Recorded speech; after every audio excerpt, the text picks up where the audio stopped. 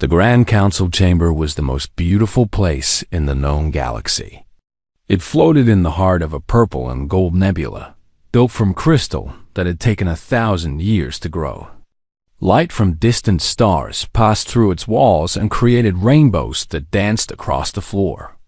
For 3,000 years, the 12 most powerful species in the galaxy had gathered here to solve their problems with words instead of weapons. Ambassador Una Park stood at the human podium and tried not to show her fear. She was 34 years old, with black hair pulled back in a simple style and dark eyes that missed nothing. Her gray diplomatic uniform felt too tight. Behind her stood Admiral Taiho Kang, a tall man with silver hair and the calm face of someone who had seen many battles. He wore his military dress uniform, which looked plain and simple compared to the flowing robes and glittering jewelry worn by the other species. The chamber was filled with beings that looked nothing like humans. Some had too many arms. Some had no arms at all. Some floated in tanks of strange liquids. Some glowed with inner light. All of them were old. Their species had traveled between stars when humans were still learning to make fire. The High Speaker of the Council raised one of his many thin arms. His skin was clear like glass, and Una could see his 3 hearts beating slowly inside his chest. His species, the Valori, had created the Council long ago. They believed that all problems could be solved through talk and compromise. The Council recognizes the human delegation, the High Speaker said. His voice was soft and musical. We have studied your request about the Kepler colonies. We are ready to give our decision. Una took a deep breath. The Kepler colonies were 5 farming worlds at the edge of human space. 200,000 people lived there, growing food that fed a dozen other human planets. 6 months ago, the Hegemony had surrounded those worlds with warships. Nothing could go in. Nothing could come out. High Speaker, Una said, keeping her voice steady. The Hegemony's blockade has already killed 12,000 of our people. They died because medicine could not reach them. They died because food ran out. Children died. Old people died. Sick people died. We are asking the Council to make the Hegemony stop. A deep rumbling sound came from across the chamber. It was laughter, but not friendly laughter. Ambassador Vorath of the Hegemony was enjoying himself. Vorath was huge. His species had evolved on a heavy gravity world, and he stood nearly 3 meters tall. His skin was like gray stone, and his eyes were small and cruel. The Hegemony controlled more space than any other species. They had thousands of warships. They had conquered dozens of younger species over the centuries. They took what they wanted because no one could stop them. The humans built colonies on worlds they did not own, Vorath said. His voice was like rocks grinding together. They did not ask permission. They did not follow the proper procedures. The blockade is simply the enforcement of existing law. Law that the Hegemony wrote, Una replied. Law that the Hegemony enforces. Law that only benefits the Hegemony. The chamber went quiet. Speaking so directly was considered rude among the elder races. They preferred to hide their meaning behind pretty words and complicated phrases. Una did not care about pretty words. She cared about the 12,000 dead. The High Speaker made a gesture that meant he wanted peace. Ambassador Park, please understand. The Council has worked very hard to find a solution that makes everyone happy. We believe we have found a fair compromise. Una felt Admiral Kang shift his weight behind her. They had both known this moment was coming. They had talked about it many times during the long journey to the Council. The Council proposes this, the High Speaker continued. The humans will leave 3 of the 5 colony worlds. They will move all their people and equipment to the other 2 worlds. In exchange, the Hegemony will end the blockade. They will also send food and medicine to help the survivors. It sounded reasonable. It sounded fair. That was how the council always worked. They found solutions that sounded fair, but actually gave everything to the strong and nothing to the weak. And what about the 12,000 who already died? Yuna asked. No one answered. The question hung in the air like smoke. I see, Yuna said quietly. She touched the small computer pad built into her podium. The human delegation has discussed this matter with our government on Earth. We have been given our instructions. She paused. We refuse the council's compromise. The chamber erupted in noise. Species that had not spoken in centuries suddenly found their voices. The translator in Yuna's ear struggled to keep up with all the different languages. Varath pushed forward, his massive body making the floor shake. You refuse? You are one small species from one small world. You have been traveling between stars for less than 100 years. You do not get to refuse. Yuna looked up at him without fear. Admiral Kang had taught her that trick when she was young. Never show fear. Even when you feel it, never show it. We refuse today, she said. Then you will face the consequences. Varath turned to address the whole council. The Hegemony will not accept this insult. If the humans will not leave peacefully, we will remove them by force. Our fleet is already moving. In 3 weeks, there will be no human presence in the Kepler sector. The High Speaker raised his arms, trying to restore calm. Please, let us not speak of violence. There must be another way. Perhaps if we adjust the terms slightly. There is nothing to adjust, Varath interrupted. The humans have made their choice. Now they will learn what that choice costs. Yuna remained at her podium as chaos filled the chamber around her. She watched the other delegations argue and shout and wave their various limbs. None of them were arguing in humanity's favor. They were arguing about how the war would affect their own interests, about trade routes, about political alliances, about profit and loss. Not one of them mentioned the 12,000 dead. Admiral Kang leaned close to her ear. Are you certain about this? No, Yuna admitted. But my grandmother taught me something when I was young. She survived 3 wars on Earth. She told me that there are moments when you must stand up, even if standing up means you might fall. Because if you don't stand up, you lose something more important than your life. You lose yourself. The Hegemony has 200 warships. I know, they've conquered species older and stronger than us. I know that too. Kang was quiet for a moment. Then he straightened his uniform and nodded. Then I should return to the fleet. We have a lot of work to do. Yuna watched him leave the chamber. He moved through the crowd of alien delegates like a ship through rough water, steady and unshakable. She had known him since she was a child, when her father served under his command. He had never lied to her. He had never made a promise he could not keep. When he said they had work to do, she believed him. The council session continued for several more hours, but nothing important was decided. The elder races were still arguing about procedure and protocol when Yuna finally left. She walked through the crystal corridors of the station, past viewports that showed the beautiful nebula outside, past diplomats and servants and guards who looked at her with expressions ranging from pity to contempt. They thought humanity was finished. They thought the war would last a few weeks at most. They thought the Hegemony would crush the young species from Earth and everything would go back to normal. They were wrong. But they would not understand that for a while yet. In her small quarters, Yuna sat alone and composed a message to Earth. It was short and simple. Just 3 words that would change the history of the galaxy. Operation Sunrise. Begin.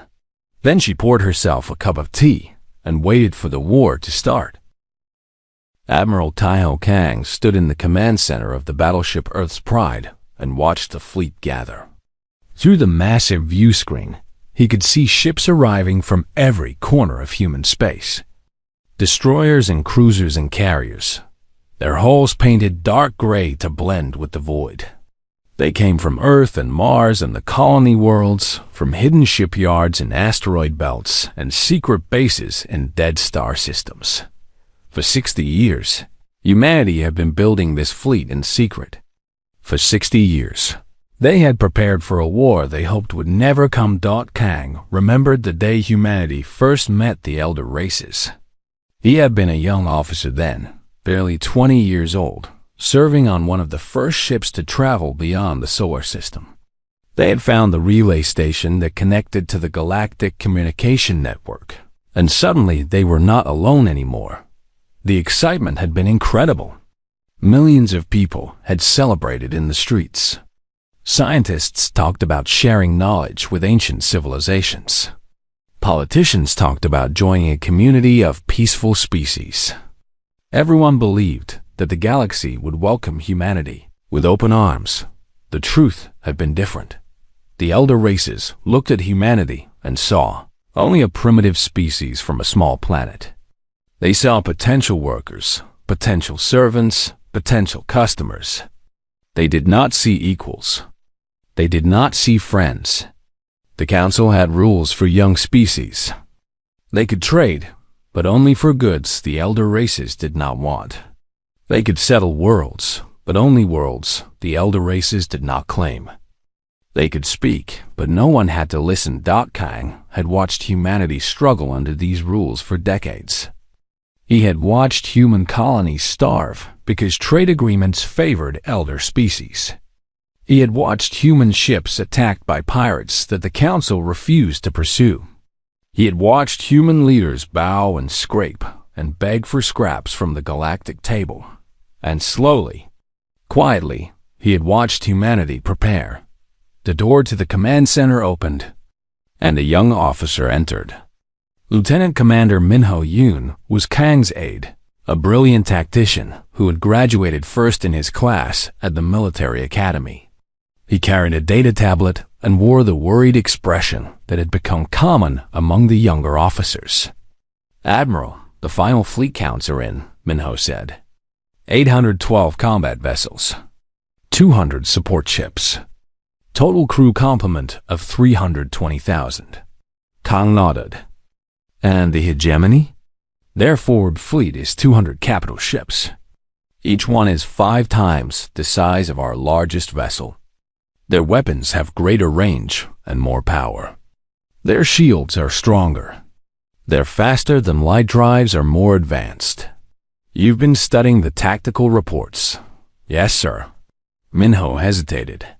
"Admiral, the numbers don't favor us. Even with our full fleet, the simulations show we lose 3 ships for every one of theirs. If this becomes a straight fight, we lose." Kang turned away from the view screen and looked at his young officer. "Do you know why I joined the fleet, Minho?" "No, sir. My grandfather fought in the last great war on Earth. Korea was a small country caught between powerful neighbors.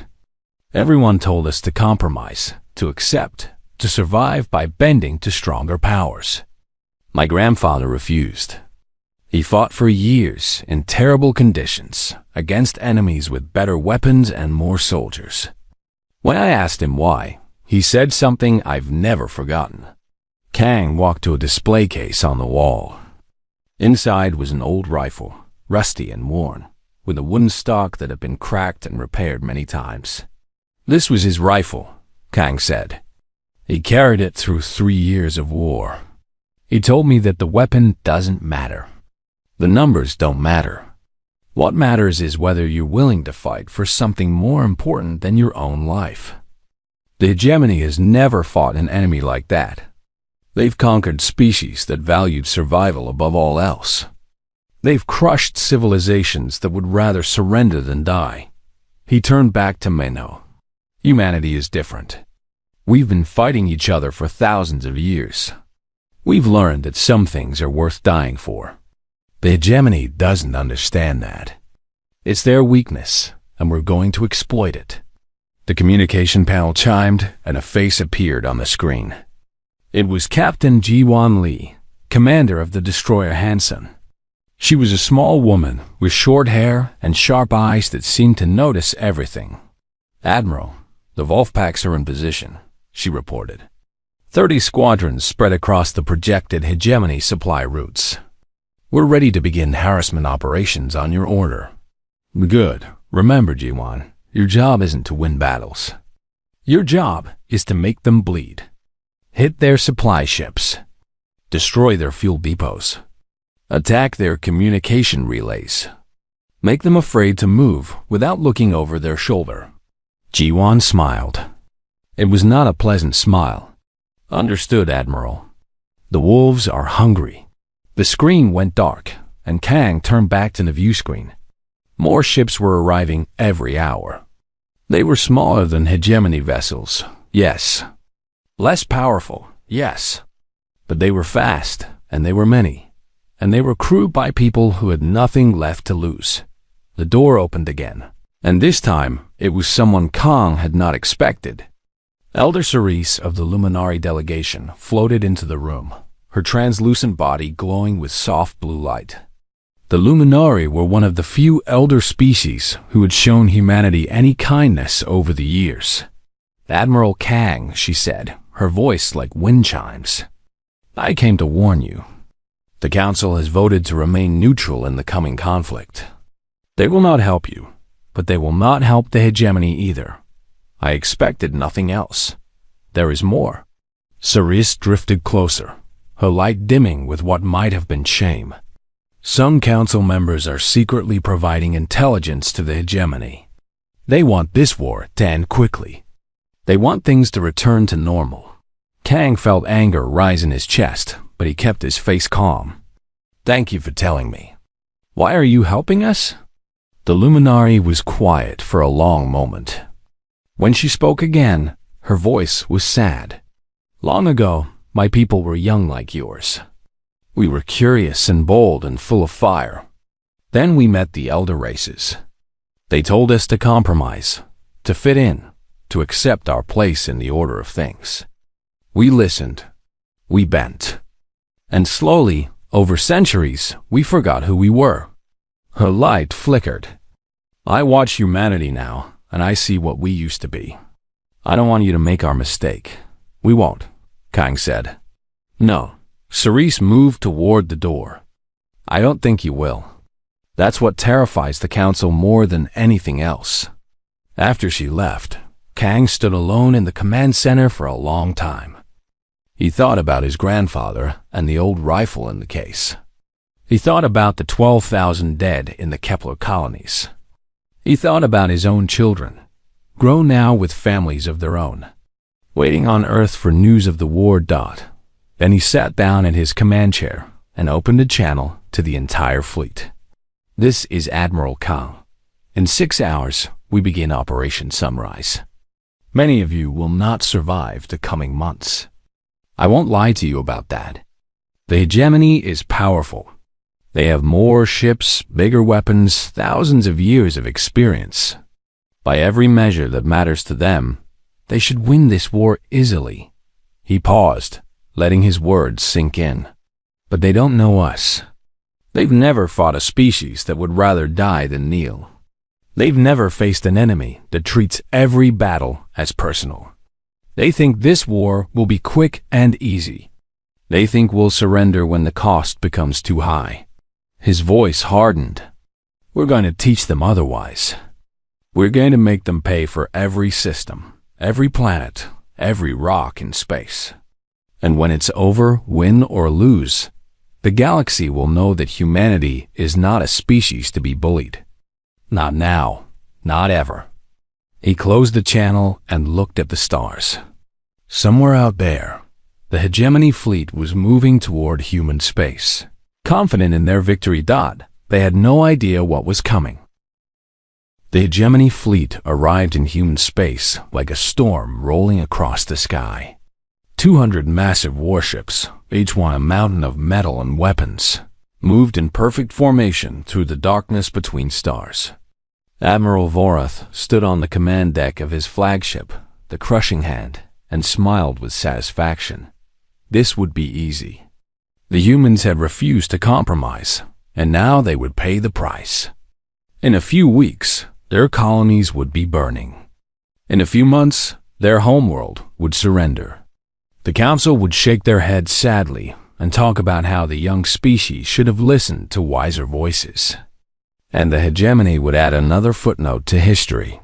"Admiral," his sensor officer reported, "we're detecting human ships at the edge of the system. Small vessels, probably scout ships. Ignore them. They can do nothing but watch and report back to their masters."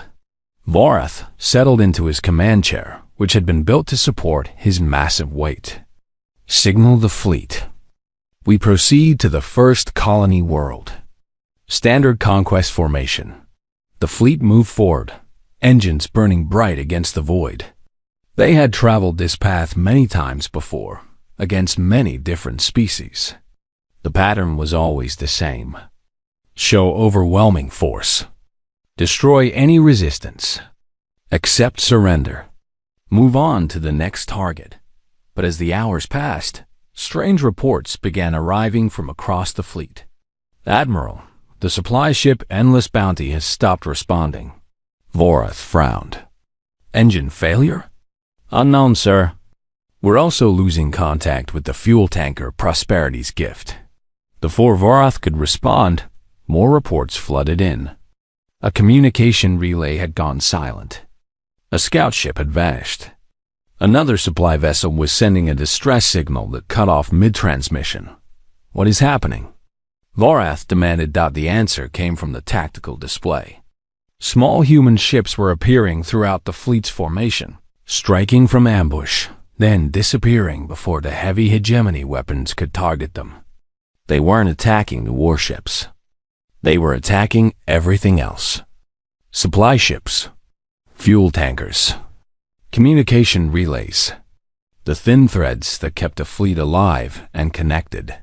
Captain Ji-Wan Lee sat in the command chair of the Hanson and watched her crew work with deadly precision. Her ship was small, barely visible against the background radiation of space. The hegemony sensors had trouble tracking her. Their weapons had trouble hitting her. She was a knife in the dark, and she knew exactly where to cut. "Target destroyed," her weapons officer reported. "That's the third fuel tanker this hour." "Good. Find the next one." Ji-Wan studied her tactical display. Across the sector, other Wolfpack squadrons were doing the same thing. They weren't trying to defeat the hegemony fleet. They were trying to starve it. The hegemony had built their empire on overwhelming power. Their ships were huge because size meant strength. Their formations were tight because concentration meant victory. They had forgotten, if they ever knew, that an army travels on its stomach. Without fuel, the mighty warships couldn't move. Without supplies, their crews couldn't eat. Without communication, their commanders couldn't coordinate. Admiral Vorath realized the danger too late. He ordered his warships to protect the supply vessels, but that meant spreading his force thin. He ordered his scouts to hunt the human attackers, but the small human ships were faster and knew the territory better. He ordered his fleet to push forward anyway, hoping to reach the colony worlds before supplies ran out. That's when the humans sprang their second trap. The colony world of New Incheon had been evacuated weeks ago. The humans had moved everyone to safer locations, leaving behind only a skeleton defense force and a lot of automated weapons. When the hegemony fleet arrived, they found not a peaceful farming world, but a fortress. Mines floated in orbit, invisible until they detonated against hegemony hulls. Defense satellites opened fire from unexpected angles. Ground-based weapons launched missiles that had been designed specifically to penetrate hegemony shields. The hegemony fleet was still the stronger force. But every ship they lost, every hour they spent fighting, was another drain on supplies that weren't being replaced. On the council station, Ambassador Yuna Park watched the battle reports with a mixture of hope and fear. The human strategy was working better than expected. The hegemony was bleeding from 1,000 small cuts. But the cost was terrible. Human ships were dying too. Human soldiers were dying. And the Hegemony still had more ships to spare. Ambassador. Elder Cerise appeared at her door. The council has called an emergency session. The Hegemony is demanding that we intervene. Una followed the Luminary Elder to the crystal chamber where she had refused the council's compromise months ago. The atmosphere was very different now. The Elder race delegates looked nervous. Some looked angry. All of them looked scared. Vorath's holographic image dominated the center of the chamber. His stone-gray face was twisted with fury. "This is not war," he bellowed. "This is terrorism. The humans refuse to fight like civilized beings. They strike from shadows. They attack supply ships instead of warships. They use tricks and traps instead of honest battle. Because honest battle would mean we lose," Una said calmly. "We're not stupid, Ambassador Vorath. We know we can't defeat your fleet in a straight fight. So we're not fighting straight. The Council must condemn these tactics." The High Speaker raised his arms. "The Council takes no side in this conflict. Both parties must resolve their differences through what?" Una interrupted. "Compromise? The same compromise that would have forced us to abandon our homes and forget our dead? The same compromise that rewards aggression and punishes weakness?" She stepped forward, her voice rising. "You created this situation. You let the Hegemony do whatever they wanted for centuries because you were afraid of them. You told younger species to accept their place, to bend, to break. Well, humanity doesn't break." Vorath's image flickered with rage. "You will break. I will bring 1,000 ships to your homeworld. I will burn your cities. You will lose," Una said quietly. "Maybe not this year. Maybe not next year. But you will lose. Because you're fighting for territory, and we're fighting for survival. You'll quit when the cost becomes too high. We never will." She turned to address the full council. "Every species here has a choice. You can keep pretending that the old rules still work. You can keep bending to whoever is strongest. Or you can stand up and say enough. Say that younger species have rights too. Say that blockading civilian worlds is wrong. Say that might doesn't make right." The chamber was silent. None of the elder races moved. Una smiled sadly. "I didn't think so. You've been compromising for so long you've forgotten how to stand. That's okay. Humanity will stand alone if we have to. We've done it before." She walked out of the chamber without looking back. Behind her, the elder races began to argue among themselves. Some were angry at the humans for disrupting the galactic order.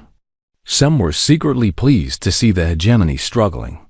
A few, like Elder Cerise, were beginning to wonder if maybe the young species from Earth had something to teach them after all. The war continued. It would continue for many more months. But something had changed in that moment. The galaxy had seen humanity refuse to kneel, refuse to break, refuse to play by rules that had been designed to keep them weak. And deep in the heart of Hegemony space, officers were beginning to whisper questions that had never been asked before. What if we lose? The colony world of Haven's Rest had been a peaceful place. Farmers grew crops in rich soil. Children played in green fields. Families gathered for dinner as the sun set behind purple mountains. 50,000 people had built lives there, far from the politics of Earth and the dangers of the galaxy. Then the Hegemony came. Commander Yunji Bak had been a schoolteacher before the invasion. She taught history to teenagers who complained about homework and dreamed about traveling to other stars. She had never held a weapon in her life. She had never imagined she would need to. Now she crouched in the ruins of what had been a shopping center, holding a rifle that felt heavy and strange in her hands. Around her, 200 civilians waited for her orders. Farmers, shopkeepers, students, parents, They had chosen to stay behind when the evacuation ships left, knowing that someone needed to slow the Hegemony down. "They're moving up the main street," her scout reported through a small radio. "About 40 soldiers. Heavy weapons." Yoonji closed her eyes and remembered her students. They were safe now, evacuated to a distant world where the Hegemony couldn't reach them. But this had been their home. This had been everyone's home. "Wait until they reach the fountain," she said. "Then we hit them." The Hegemony soldiers moved with confidence. They were professional warriors from a species that had conquered dozens of worlds. Their armor could stop most weapons. Their training had prepared them for any situation. They expected the humans to surrender quickly, the way other species always did. They didn't expect the fountain to explode. The bomb had been built from farming, equipment, and mining explosives. It wasn't elegant, but it worked. The blast killed 8 soldiers instantly and wounded a dozen more. Before they could recover, human fighters opened fire from every direction. Windows, rooftops, drainage tunnels. The Hegemony soldiers found themselves surrounded by enemies they couldn't see. The battle lasted 20 minutes. When it was over, 32 Hegemony soldiers were dead. 11 humans had died as well. But the message was clear. Taking Haven's Rest would not be easy. The Hegemony commander responded by bringing in more troops. 10,000 soldiers landed in the capital city, supported by tanks and aircraft. They expected to pacify the population within 2 days. 3 months later, they still hadn't secured the capital. Every building became a fortress. Every street became a trap. The humans knew their city better than any invader could. They knew where to hide, where to ambush, where to disappear. When the Hegemony destroyed one hiding place, the resistance moved to another. When they captured resistance fighters, 10 more appeared to take their place. Yoonji became a legend. The schoolteacher who killed generals. The woman who appeared from nowhere, struck without mercy, and vanished like smoke. The Hegemony put a bounty on her head that could have bought a small starship. It didn't matter. Her own people would never betray her. On the 87th day of the occupation, Yoonji recorded a message that was broadcast across the galaxy. She sat in a bombed-out basement, her face thin and tired, her eyes burning with a light that cameras struggled to capture. "They keep asking why we won't surrender," she said. "They don't understand. This isn't about winning. We know we might not win. We know we might all die here. But that doesn't matter. What matters is that we make them pay such a price for our world that they'll never want to take anyone's world again." She held up her rifle. It was old, battered, held together with tape and determination. "My grandmother carried a rifle like this during the wars on Earth. She was a farmer too. She fought against enemies who were stronger, better equipped, who had been told that victory was certain. She won because she was willing to sacrifice everything. Because freedom mattered more than comfort. Because standing up mattered more than surviving." Yoonji looked directly into the camera. The Hegemony thinks they know what war means. They don't. For them, war is a calculation. Resources spent versus resources gained. They'll keep fighting as long as the numbers make sense. But for us, war is personal. Every soldier they send here has a face. Every building they destroy has memories. Every day they occupy our home is another reason to keep fighting. The message spread across the galaxy. Other species watched it with fascination and fear. They had never seen anything like this. Conquered peoples were supposed to accept their fate. They were supposed to bow to stronger powers. They weren't supposed to fight back with such fury. In the council chamber, Elder Cerise watched the recording 3 times. She remembered her own people's history, the wars they had fought before they learned to compromise. She remembered the fire that had burned in luminary hearts before they decided that survival was more important than pride. She wondered if they had made the right choice. Meanwhile, in space, The war continued. Captain Ji-Wan Lee and her Wolfpacks had destroyed so many supply ships that the Hegemony fleet was running on emergency rations. Admiral Kang had won 3 major battles by refusing to fight fairly, by retreating when he should have attacked and attacking when he should have retreated. The Hegemony still had more ships. They still had more soldiers. But their losses were mounting, and more importantly, their confidence was cracking. Admiral Vorath sat in his quarters on the crushing hand and stared at reports that made no sense. His fleet had lost 40 ships. Not to enemy warships, but to mines, ambushes, and suicide attacks. His ground forces on Haven's Rest had lost 3,000 soldiers to guerrilla fighters who shouldn't have lasted a week. For the first time in his long career, Vorath felt something he had never felt before. He had conquered many species. He had crushed resistance on dozens of worlds. But he had never faced an enemy like humanity. They didn't fight by the rules. They didn't calculate costs and benefits. They just kept fighting, no matter how many of them died, no matter how hopeless the situation seemed. His aide entered the room. "Admiral, we've received a message from the Council. They're asking if we would be open to peace negotiations." Vorath's first instinct was to refuse. The Hegemony did not negotiate with inferior species. The Hegemony crushed them, but the numbers on his reports told a different story. At this rate of loss, the Hegemony would win eventually, but the cost would be enormous. Other species were watching.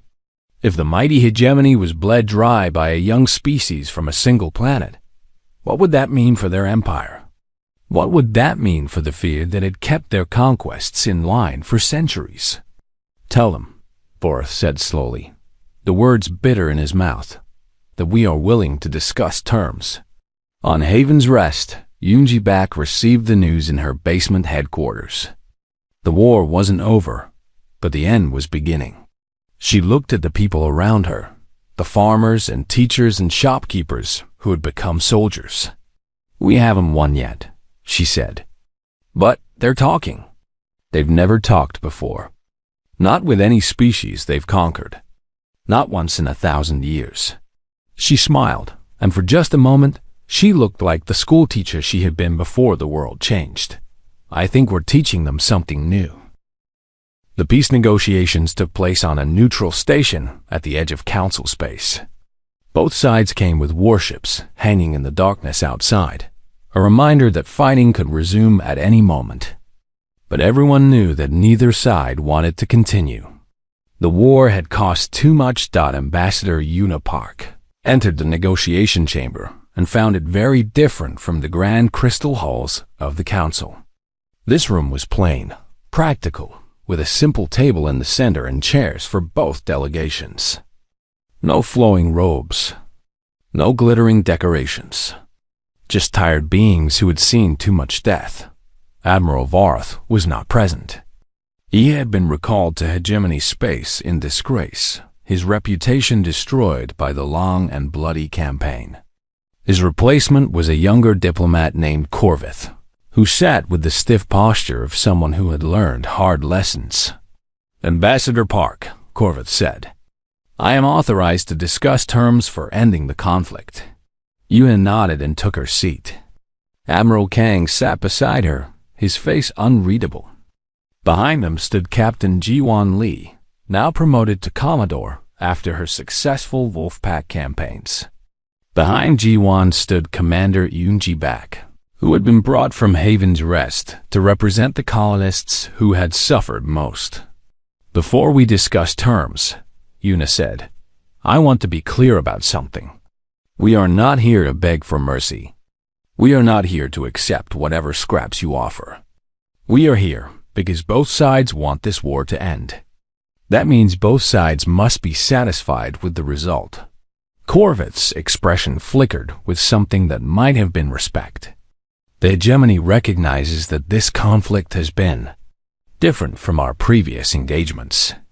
We are prepared to make concessions we would not normally consider." The negotiations lasted 3 days. There were arguments and accusations and moments when both sides threatened to walk away. But in the end, an agreement was reached. The Kepler colonies would be recognized as sovereign human territory, with clear borders that the Hegemony would respect. Reparations would be paid to the families of those who died in the original blockade. Hegemony forces would withdraw from Haven's Rest and all other occupied human worlds. Prisoners on both sides would be returned, but Una wanted more. "There's one additional term," she said on the final day of negotiations. "The Council Charter must be amended." Corvith frowned. "That is not within my authority." "Then get authority from someone who can grant it." Una leaned forward. This war happened because the Hegemony believed they could do whatever they wanted to younger species. They believed the Council would look the other way, as they always had. That ends now.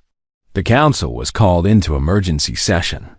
Elder races who had watched from the sidelines suddenly found themselves forced to make a choice. The High Speaker tried to maintain neutrality, but the situation had moved beyond his control. Una stood at the podium, where she had refused the Council's compromise almost a year ago. The chamber felt smaller now, or perhaps she had grown larger. "The war is over," she announced. "The Hegemony has agreed to withdraw from human space and pay reparations for the lives they took. But that is not enough. Because if nothing else changes, this will happen again. Maybe not to humans. Maybe to some other young species who dares to settle a world the Hegemony wants. Maybe to some other civilization that refuses to bend." She activated the chamber's display systems. A document appeared in the air, written in dozens of languages. "This is the new charter for galactic peace. It states that any species that blockades civilian worlds will face consequences from all signatories. Any species that uses starvation as a weapon will be sanctioned by the full community. Any species that targets non-combatants will find themselves isolated from galactic trade and communication." "And who will enforce this?" Corvith demanded. "The humans? You don't have the power to challenge the Hegemony alone." "We're not alone." New lights appeared on the display. The Luminari had signed the charter. So had 3 other species who had been victims of Hegemony aggression in the past. So had a dozen smaller powers who had watched humanity's fight with growing admiration. "Together," Una said, "we are stronger than any single empire. Together, we can create a galaxy where might does not make right, where young species have a chance to grow without being crushed by those who came before." The vote was called. 9 species voted in favor. 2 abstained. Only the Hegemony voted against, a final gesture of defiance that meant nothing. The new charter passed. Afterward, Elder Cerise found Una standing at a viewport, watching the nebula's beautiful lights swirl in the darkness. "You've changed everything," Cerise said. "The galaxy will never be the same." Una was quiet for a moment. "My grandmother survived 3 wars on Earth. She used to say that peace isn't the absence of conflict.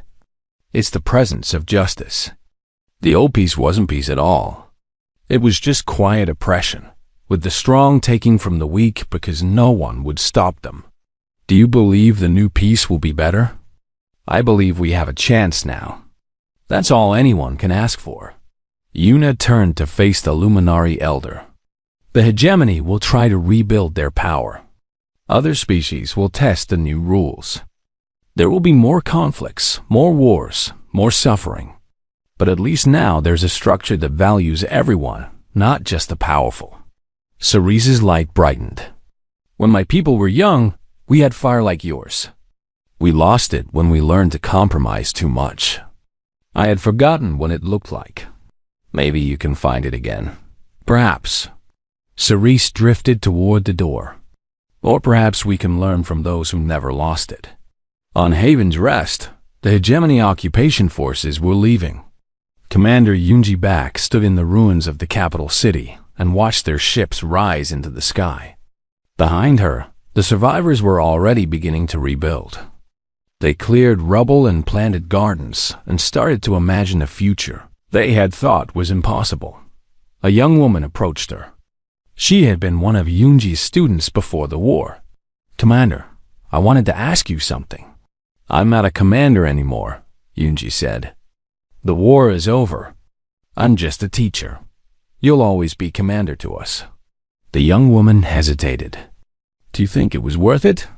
All the death, all the suffering. Do you think it mattered?"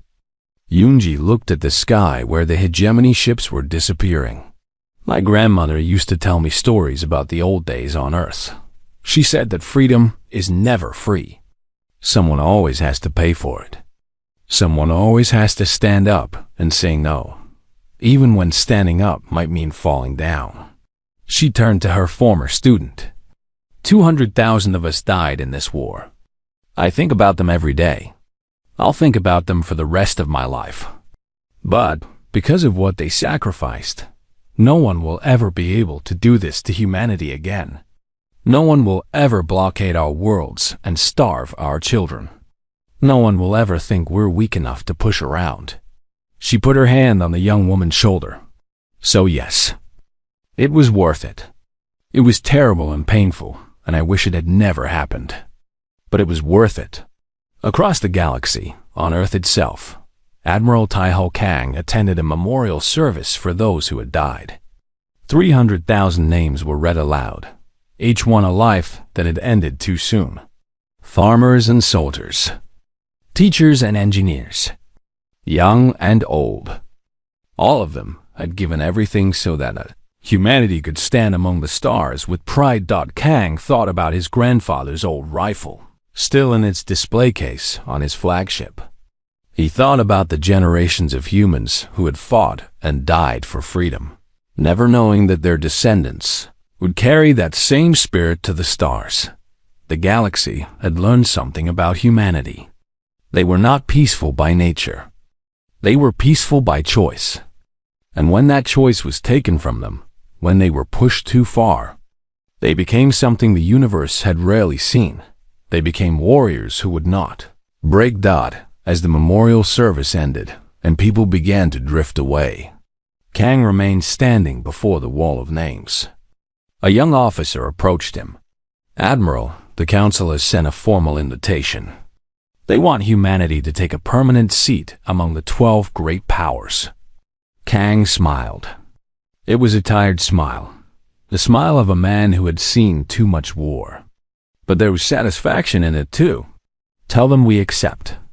But also tell them this." He looked at the young officer with eyes that had watched humanity rise from obscurity to greatness. "We will sit at their table as equals. We will follow their rules as long as those rules are just. But if anyone ever tries to make us kneel again, we will remember who we are. We will remember what we're capable of." He turned back to the wall of names. "And we will fight."